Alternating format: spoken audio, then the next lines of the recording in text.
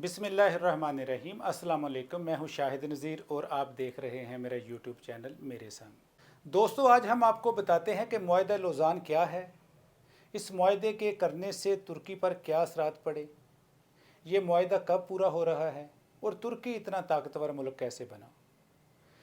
पहली जंग अज़ीम के खात्मे पर अंग्रेज़ों ने खिलाफत उस्मानिया के टुकड़े कर दिए और इसके साथ ही मौजूदा तुर्की के साथ एक ऐसे मुआहदे पर दस्तखत करवा लिए जिसकी वजह से आज भी तुर्की को बैरूनी सतह पर बहुत सी मुश्किलात और पाबंदियों का सामना है।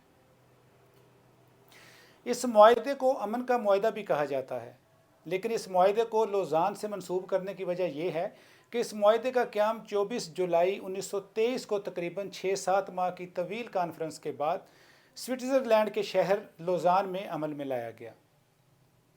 अगरचे ये मुआहदा बदनीति पर मबनी था, जिसका मकसद सिर्फ तुर्की को मसीही रियासतों के सामने बेबस करना था, लेकिन मौजूदा दौर में तुर्की जिस रफ्तार के साथ तरक्की कर रहा है, इससे पता चलता है कि 2023 में मुआहदा लौज़ान ख़त्म हो जाएगा। पूरी दुनिया इस खित्ते की सियासत में बहुत बड़ी तब्दीली देखेगी।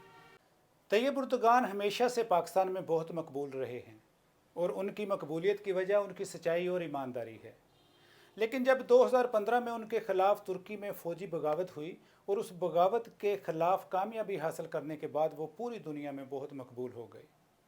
ख़ास तौर पर तुर्की की सुन्नी आबादी उन्हें अपना हीरो समझती है। 2023 में साबका खिलाफत उस्मानिया और मगरबी ताकतों के दरमियान होने वाला मुआहदा लौज़ान ख़त्म हो रहा है। इस मुआहदे के ख़त्म होने पर तुर्की बहुत सी आज़ादियाँ और इख्तियारात वापस हासिल कर लेगा।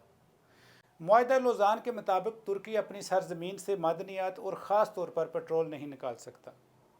मुआहदा ख़त्म होने के बाद तुर्की पेट्रोल और मादनियात निकालना शुरू कर देगा और एक आलमी ताकत का दर्जा हासिल कर लेगा। 2023 में तुर्की सऊदी अरब में हिजाज़ के इलाके पर अपना दावा करेगा और शायद सऊदी अरब पर दोबारा तुर्की की हुकूमत होगी। मुआहदा लौज़ान जो कि 24 अगस्त 1923 को तुर्की और बैरूनी ताकतों के दरमियान हुआ, उसके अहम निकात ये हैं। मुआहदा लौज़ान में कोई अस्करी दफ़ात शामिल नहीं है। मुआहदे के इक़्तिसादी सेक्शन में तमाम दफ़ात एक दूसरे के शहरियों के इनफरादी मफादात, जायदादों और हकूक़ के मतलब हैं। मुआहदे की कोई दफ़ात तुर्की की अंदरूनी तजारत, मादनी वसाइल और बैन अल-अक़वामी तजारती ताल्लुकात के मुतालिक नहीं है। मुआहदा लौज़ान में तुर्की के इक़्तिदार आला को तस्लीम कर लिया गया। इस तरह तुर्की ने साबका सल्तनत उस्मानिया से आज़ाद होने वाले ममालिक की आज़ादी तस्लीम कर ली। अब अहम बात करते हैं तुर्की की ताकत की। इस्लामी दुनिया में अगर कोई मुल्क अमरीकी बालादस्ती को चैलेंज करता है और अमरीका की आंखों में आंखें डालकर बात करता है, तो वो वाहिद इस्लामी मुल्क तुर्की है। इसकी हालिया मिसाल पिछले दिनों जब अमेरिका ने अपना सफारत खाना मकबूजा बैतुल मुक़द्दस मुंतकिल करने का फ़ैसला किया, तो तुर्की ने इसराइल से अपने डिप्लोमेटिक ताल्लुकात तोड़ दिए। तुर्की ना कोई एटमी ताकत है और ना ही इसके पास किसी किस्म के एटमी हथियार हैं, लेकिन इसके बावजूद इसका शुमार दुनिया की चंद बड़ी ताकतों में होता है। आखिर तुर्क कौम की ताकत क्या है और तुर्की कितना ताकतवर मुल्क है? रूस और अमेरिका चाहते हैं कि तुर्की इनके कैंप में रहे, लेकिन तुर्की बहुत बेहतर जानता है कि उसने क्या करना है। तुर्की की मुआशियत में सियाहत रीढ़ की हड्डी की हैसियत रखती है। हर साल दुनिया भर से तकरीबन 70 से 80 लाख सियाह यहाँ आते हैं।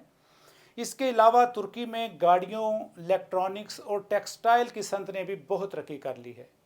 इसके अलावा फ़ौजी मैदान में तुर्की की अहमियत और भी ज़्यादा है। तुर्की दुनिया की 8वीं बड़ी फ़ौज रखता है, जबकि पाकिस्तान 13वीं, भारत चौथी और चाइना तीसरी बड़ी ताकत रखता है।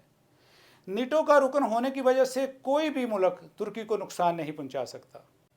अमरीकी पाबंदियों के बावजूद तुर्की नीटो इत्तेहाद का वाहिद ऐसा मुल्क है जो रूस से जदीद हथियार और रेडार सिस्टम खरीद रहा है।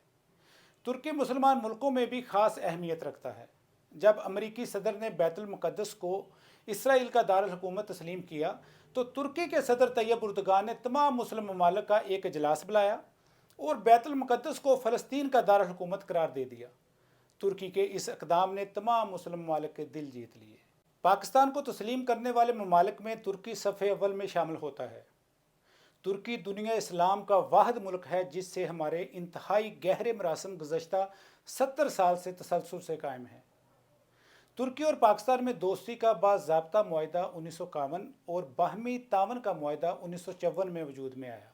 जहां तुर्की हमेशा मसला कश्मीर पर पाकिस्तान के मौक़िफ़ की गैर मशरूत हमायत करता रहा है, वहीं 1954 में अक़वाम मुत्तहदा की जनरल असम्बली में पाकिस्तान ने कब्रस के मसले पर तुर्की का भरपूर साथ दिया। पाकिस्तान की तुर्की से सरहदें ही नहीं बल्कि दिल और दिमाग भी मिलते हैं। तुर्क सदर तैयब उर्दगान पाकिस्तानी पार्लियामेंट से सबसे ज़्यादा बार खिताब करने वाले गैर मुल्की सरबराह बन चुके हैं। जब पाकिस्तान मार्ज़ वजूद में आया तो तुर्की इन ममालिक में शामिल था जिसने ना सिर्फ पाकिस्तान को खुश दिली से कबूल किया बल्कि दोस्ती और मोहब्बत का हाथ बढ़ाकर दोनों ममालिक के दरमियान अजीम तल्लुकात की बुनियाद रखी। जब तुर्क सफ़ीर बानिए पाकिस्तान कायदे आज़म के पास अपनी असनाद पेश करने आए तो कायदे आज़म ने दोनों ममालिक के दरमियान रूहानी, तहजीबी, जज्बाती और मिली रिश्तों का जिक्र किया और ये रिश्ता 73 बरसों से कायम व दायम है। अल्लाह ताला इन दोनों ममालिक का हामी व नासर हो। अगर आपको हमारी वीडियो पसंद आए तो हमारे चैनल को सब्सक्राइब करें, लाइक करें और कमेंट करें। नेक्स्ट वीडियो तक अल्लाह हाफिज़।